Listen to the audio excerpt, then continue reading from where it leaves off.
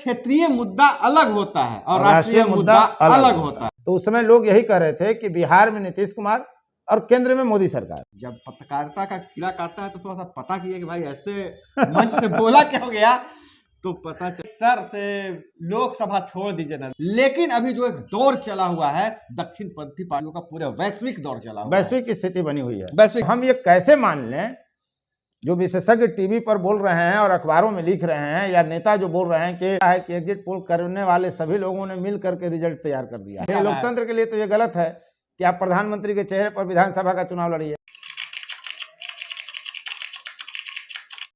नमस्कार, मैं उपेंद्र कश्यप, आप देख रहे हैं फोर्थ व्यूज और मेरे साथ अभय कुमार, वरिष्ठ पत्रकार हैं और राजनीति पर अच्छी पकड़ रखते हैं।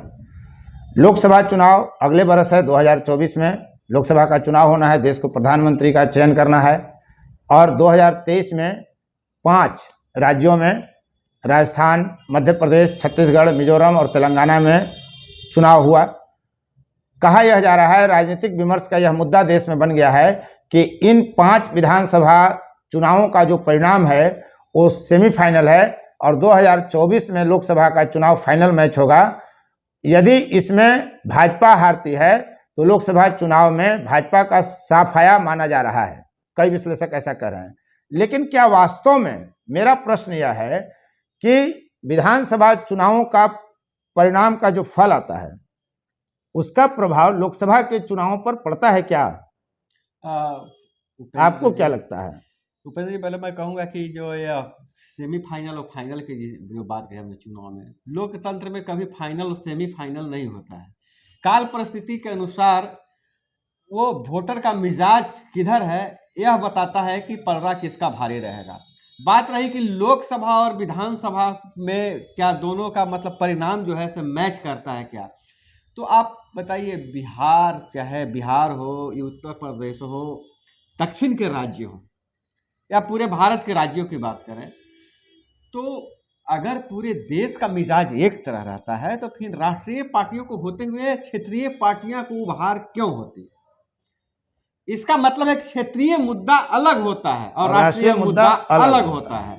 यह बहुत बड़ा उदाहरण है कि इतने राष्ट्रीय पार्टियों को होते हुए क्षेत्रीय पार्टियां फल फूल रही हैं, उनके और राज्यों में उन्हीं का छत्रप है, राज्यों में उन्हीं का प्रभाव है। तो अगर विधानसभा चुनाव की बात आप कर रहे हैं तो विधानसभा चुनाव नो डाउट प्रभाव डालता है।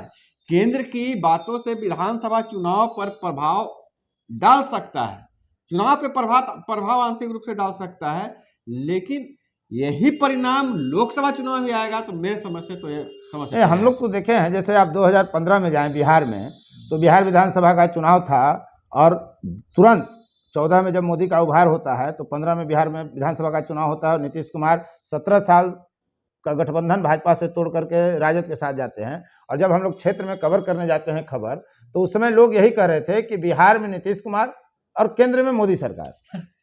देखिए, और यही हुआ। अब मैं बता दे रहा हूँ, बिहार में तो विपक्ष का सुपड़ा साफ हो गया था। मैं बता दे रहा हूँ कि सिर्फ आप यह सुन रहे कह रहे हैं ना, मंच से इस बात को कहना पड़ा था। नीतीश कुमार की सभा की मैं बात कर रहा हूँ, और उससे पहले कहना क्यों पड़ा था? मजदूरी मांगते चल रहे थे कि हमको मजदूरी मांगते चल रहे थे, और उस समय आरसीपी सिंह जदयू में थे और अच्छा कद्दावर नेता थे, नीतीश कुमार के सबसे करीबी थे। उन्होंने औरंगाबाद जिला की एक सभा में कहा था कि वैसे लोगों से ज्यादा सावधान रहना चाहिए जो कह रहा है कि लोकसभा में मोदी और विधानसभा में नीतीश को हम लोग ऐसे करेंगे। मंच से उन्होंने घोषणा की था। और यह बात फिर हम जब पत्रकारिता का कीड़ा काटता है तो थोड़ा सा पता किया कि भाई ऐसे मंच से बोला क्या हो गया, तो पता चला अंदरूनी यह थी कि जब जदयू मीटिंग अपनी कोर कमेटी का कर रहा था तो जो उसके कार्यकर्ता थे, वे भी यह बात, जिला स्तर के कार्यकर्ता थे, उनसे जब लोकसभा की तैयारी के बारे में पूछा गया तो वो खड़ा होकर बोला, मुख्यमंत्री के सामने पूरे कार्यकारिणी बैठी हुई है, बोल रहा है कि सर से लोकसभा छोड़ दीजिए ना, इस बार मोदी को ही रहने दीजिए। इसके स्थिति है। समझ सकते हैं कि विधानसभा और लोकसभा में कितना अंतर है। जो मतदाता विधानसभा के चुनाव में क्षेत्रीय पार्टी और क्षेत्रीय छत्रप के साथ खड़ी होती है, वही मतदाता लोकसभा के चुनाव में मोदी के राष्ट्रीय मुद्दे पर खड़ी हो जाती है। अभी देखिए उभार है, अब थोड़ा सा विषय आपने बोले कि राजनीति के रूप में जानकारी रखते, तो मैं थोड़ा सा जो है अंतर्राष्ट्रीय पॉलिटिक्स पे, मतलब थोड़ा सा जियो पॉलिटिक्स पर थोड़ा सा रुचि रखता हूँ।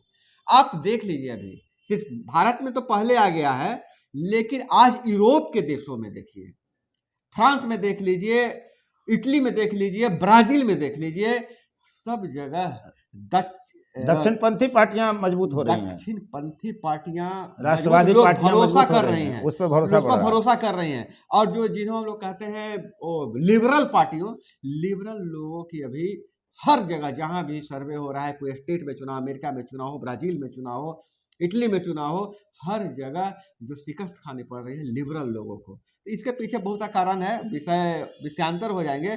लेकिन अभी जो एक दौर चला हुआ है दक्षिणपंथी पार्टियों का, पूरा वैश्विक दौर चला हुआ है, वैश्विक स्थिति बनी हुई है। वैश्विक स्थिति 2014 के पहले भी वही स्थिति रही थी। भारत नहीं, भारत इंटरनेशनल की लेवल बात पर अलग भी। है। अभी कहा जा रहा है कि अमेरिका में ट्रंप फिर आ सकते हैं, मजबूत हो रहे हैं। हाँ, दक्षिणपंथ हर जगह मजबूत हो रहा है, और इसकी वजहें अलग हैं। दूसरी चीज है कि ये जो 5 विधानसभा चुनाव हो रहे हैं, इसमें 83 लोकसभा की सीट हैं, और 65 अकेले हिंदी भाषी यानी राजस्थान, मध्य प्रदेश और छत्तीसगढ़ में है।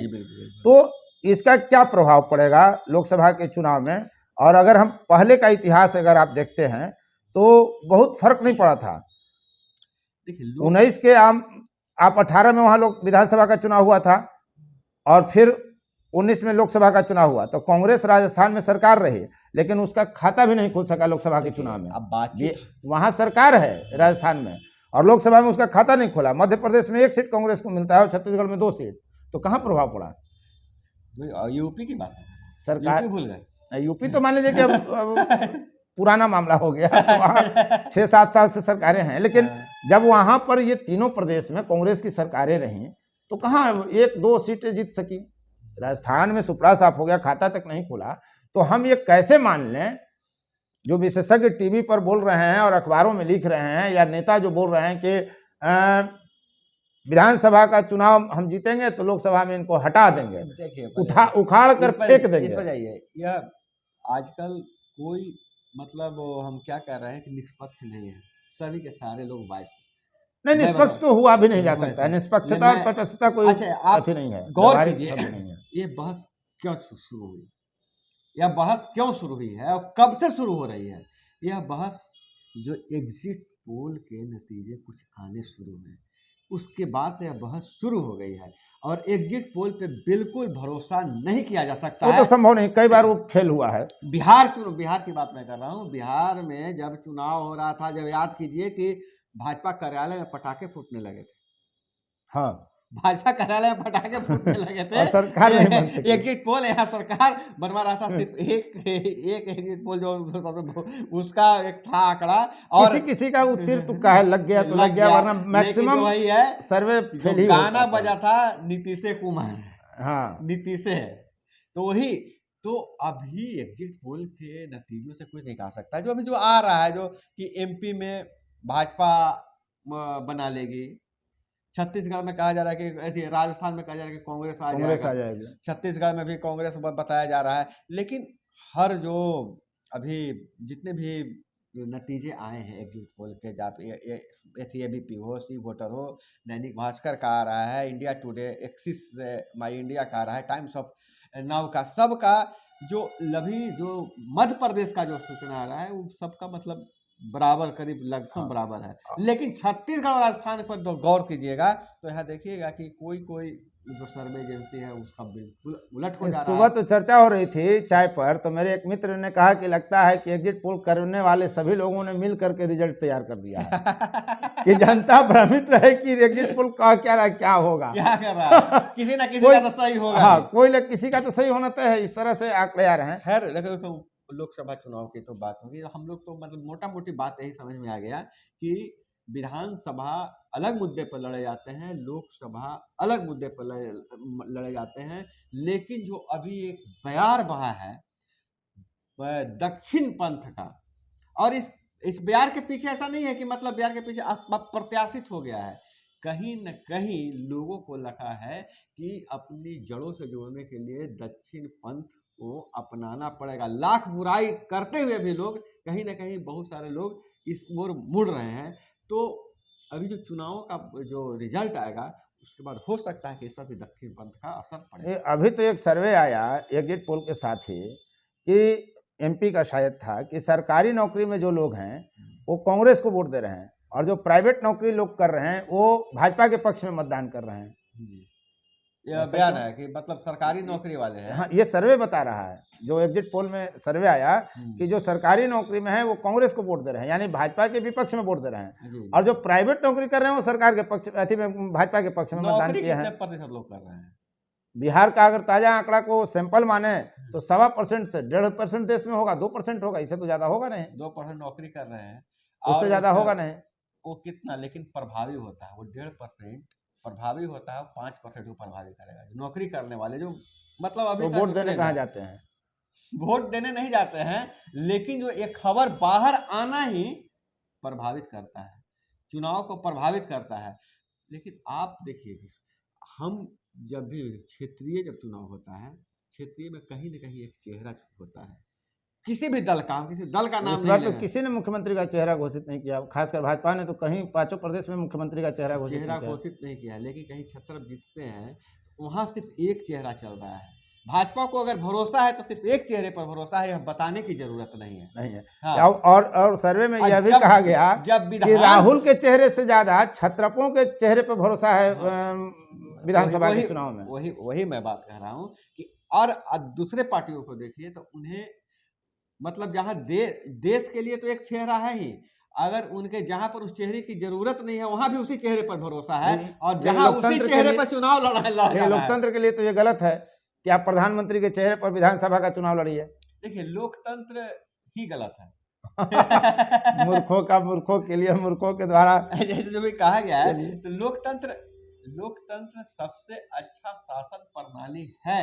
हाँ। लेकिन लोकतंत्र एक अपने आप में परिपूर्ण नहीं है, परिपूर्ण नहीं है। लोकतंत्र जो है बहुत समझ की चीज है। लोकतंत्र आप राजशाही रहते हुए वहाँ लोकतंत्र हो सकता है, ब्रिटेन उदाहरण है। अब तो नेपाल में बजाबता राजशाही की मांग की जा रही लोकतांत्रिक देश बनने के बाद।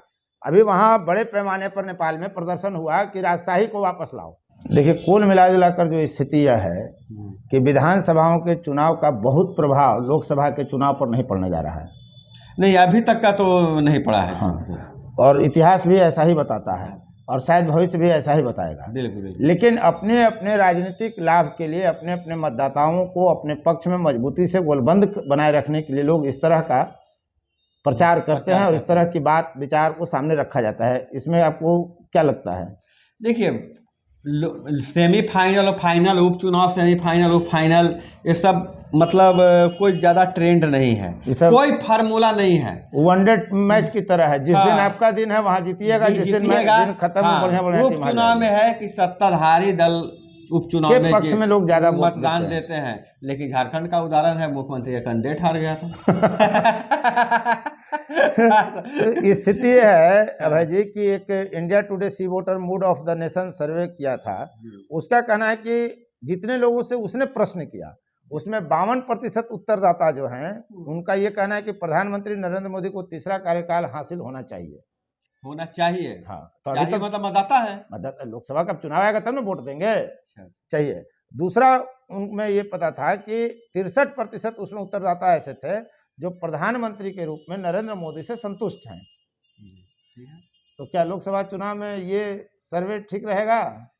आप वही बात पूछ रहा कि ये बोल रहे हैं कि प्रधानमंत्री के रूप में देखना चाहते हैं। हाँ, आप 52% और 63% कह रहे कि उनके काम से हम संतुष्ट हैं,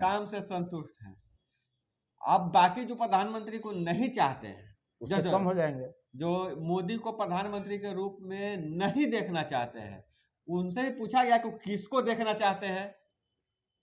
चलिए अब लोकसभा चुनाव में 2024 में जनता किसको देखना चाहेगी, इस विषय पर को यहीं पर खत्म कर देते हैं इस सवाल से कि लोकसभा चुनाव पर विधानसभा चुनाव का बहुत प्रभाव नहीं पड़ेगा, और 2024 के लोकसभा चुनाव में मतदाता जनता किसे चुनना चाहेगी ये तब की बात तब की जाएगी। क्या तब की जाएगी? हाँ, तब की बात तब की जाएगी। लेकिन जो विधानसभा चुनाव से ही लोकसभा को जो आकलन किया जा रहा है, तो हो सकता है कि विधानसभा रणनीति बनाने में कोई नया रास्ता दे और मोदी को हटाया जा सके। हाँ।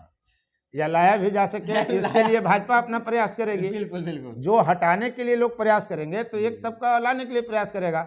दोनों के प्रयास कितना मजबूत उनके पक्ष में गोलबंदी कर पाएगा जनता का, ये तो वक्त बताएगा। हम लोग कैमरा के सामने कितना भी बहस कर लें, कितना भी तर्क दे दे और कुतर्क दे दे, लेकिन सबसे समझदार हमारे ऑडियंस है, ऑडियंस है, वो समझते हैं। और ऑडियंस आपसे गुजारिश है, आप कमेंट में अपना राय जरूर लिखिए। आपके हिसाब से यहीं पर एग्जिट पोल हो जाएगा, हाँ। ज्यादा जरूरत नहीं है, यहीं पर एग्जिट पोल हो जाएगा। आप कमेंट में बताइए कि 2024 में किसकी सत्ता आने वाली है। और आप लोगों से गुजारिश है, धीरे धीरे ठंड बढ़ रही है, अपना बहुत ख्याल रखिएगा, क्योंकि इस बार मौसम सरकार हो गई है, सरकार की तरफ कब पलट रहा है, कब बदल रहा है, कोई ठीक अनुमान नहीं लगाना है। बड़ा मुश्किल हो गया है मौसम का भी, नेताओं की तरह। तो आपसे एक अपील होगा कि आप कम से कम चैनल को सब्सक्राइब कर लें, अगर सब्सक्राइब आप नहीं किए हैं तो शेयर लाइक कमेंट जरूर करें, ताकि आपकी आवाज को हम और बुलंदी से जनता के बीच रख सकें, सत्ता की कान को उमेट सकें। इतनी ताकत तभी प्राप्त होगी जब आप सब्सक्राइब करते हैं और आप एक्टिव रहते हैं, कमेंट करते हैं, लाइक करते हैं, तो मुझे लगता है कि हमारे दर्शक बहुत एक्टिव है। बाकी तो आप समझदार हैं, तो अब इजाजत दीजिए। अभय और उपेंद्र को नमस्कार। मिलते हैं कोई अगले मुद्दे को लेकर। धन्यवाद। फोर्थ व्यूज, चौथा विचार, बाकी ठीक है।